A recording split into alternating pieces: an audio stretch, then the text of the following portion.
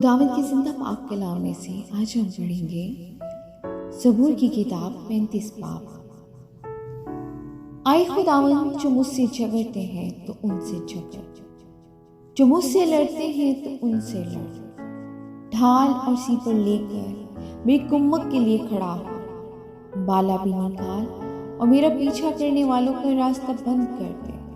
میری جان سے کہ میں تیری نجات، جو میری جان کے خواہاں ہیں وہ شرمندہ اور رسوا ہوں۔ جو میرے نقصان کا منصوبہ باندھتے ہیں وہ پسپا اور پریشان ہیں، وہ ایسے ہو جائیں جیسے ہوا کے آگے بھوسا، اور خداوند کا فرشتہ ان کو ہانکتا رہے۔ ان کی راہ اندھیری اور پھسلنی ہو جائے، اور خداوند کا فرشتہ ان کو رینگتا جائے، کیونکہ انہوں نے بے سبب میرے لیے گڑھے میں جال بچھایا اور ناحق میری جان کے لیے گڑھا کھودا ہے۔